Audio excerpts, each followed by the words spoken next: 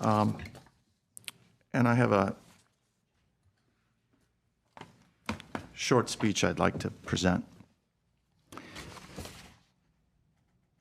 Today, I'm addressing you all as a mayor, a parent, and a grandparent, and a longtime member of this community who cares deeply about the safety and well-being of every child in Glendale.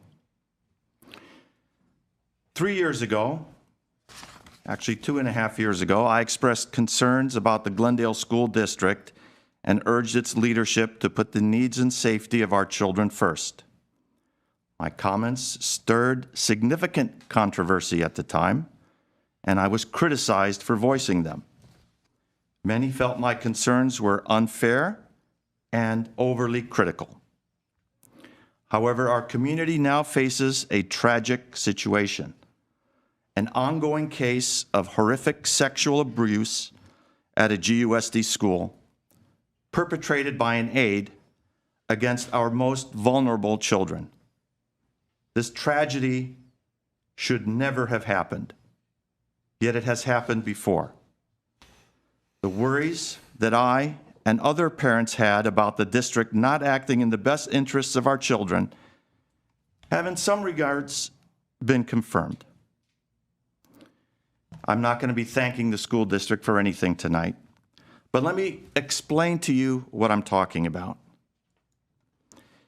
In March of 2025, a year ago, a Superior Court judge delivered a ruling and an order after a trial holding the GUSD accountable for the sexual abuse of an autistic student. The child is so severely autistic and unable to communicate that he cannot speak words.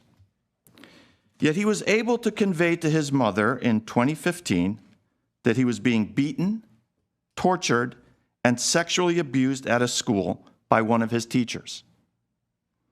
The parents filed a complaint with the district, but those complaints were ignored. The family was forced to hire an attorney to bring a claim against the school, and that claim was rejected. With no options left, they had to file a lawsuit against the school district and the offending teacher. The school district hired an aggressive attorney whose focus was to attack the victim. That's right, the nonverbal, severely autistic boy and his family. The district accused the boy of not being capable of knowing what had happened to him. They said that the family was coaching the boy to tell lies about the teacher and the school district. They dragged that poor boy through years and years of litigation, depositions, examinations, hearings, and more, hoping that they would make the case so difficult on the boy and his family that they would drop the case. However, the family persevered, pursuing justice despite facing opposition from a harsh, relentless school board and its legal counsel. Well, at last, the case went to trial, lasting several weeks.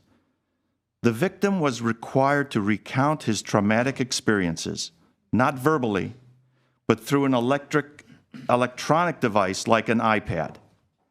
He had endured his suffering in silence, and now he had to relive those painful memories in a courtroom using only this device.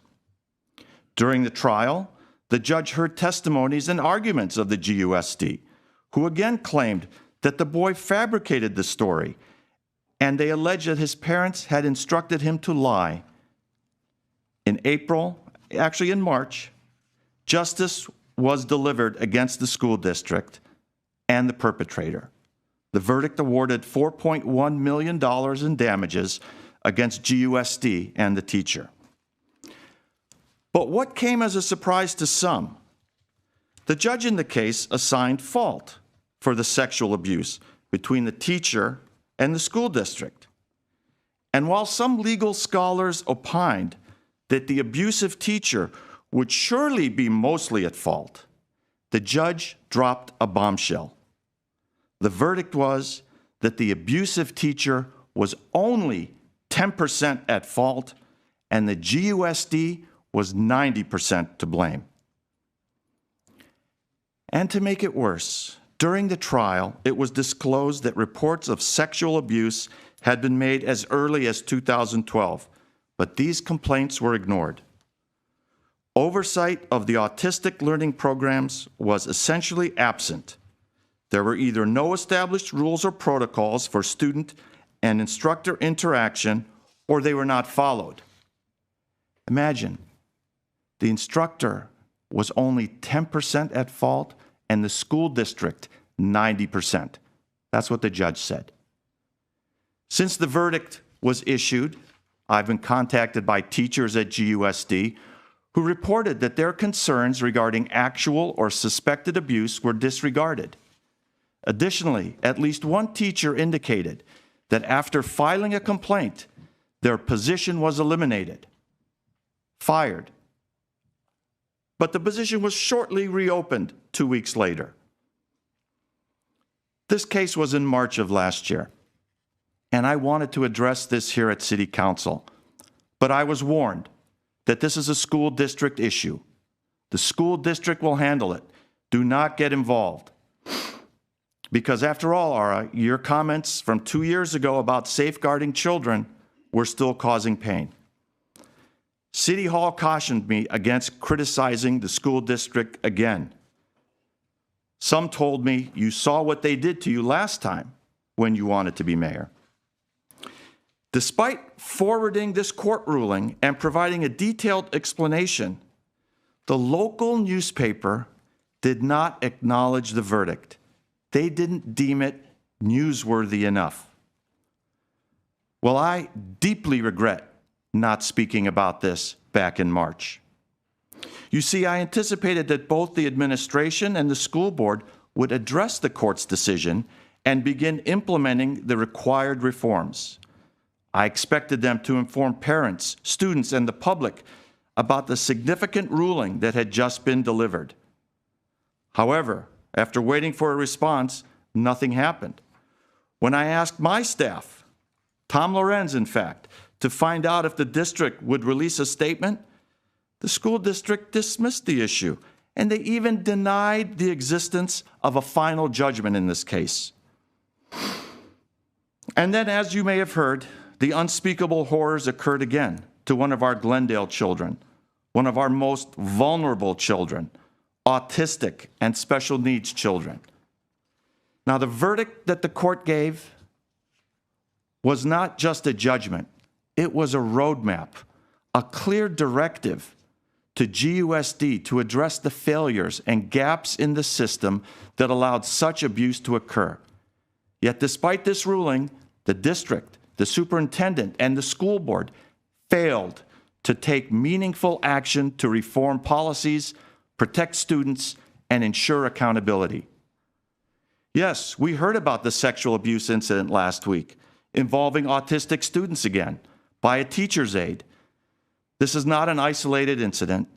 This is a devastating and highly predictable consequence of inaction, of ignoring warning signs, and of failing to act decisively to safeguard our children, of failing to remedy the failures in the system that the judge pointed out in her ruling. Let me be clear that this failure is unacceptable. Our children deserve leaders who put their safety above politics, bureaucracy, or reputation. The current superintendent and the school board have a moral and legal responsibility to protect every child entrusted to their care, and they have failed. Their predecessors had a responsibility and likewise failed. So I call on the school district, the superintendent, and the board to take immediate action. 1, to fully acknowledge the findings of the April verdict that until this day have not been acknowledged. 2, to implement comprehensive reforms to prevent abuse with transparency and oversight. 3, to cooperate with law enforcement and child protection agencies to ensure accountability. 4, to communicate openly with parents and the community about what steps are being taken. And 5, I request that the City of Glendale establish a hotline allowing parents, teachers, instructors, and students to report concerns directly to our police department. Chief, I'm looking at you, directly to our police department, ensuring that reports of abuse are no longer overlooked by the GUSD. The safety of our children cannot wait, and words are not enough. Action is required, and it's required now. As mayor, I'm going to continue to hold the district accountable and advocate for policies that protect every child, especially the most vulnerable among us. Our children deserve nothing less than our unwavering commitment to their safety, dignity, and well-being.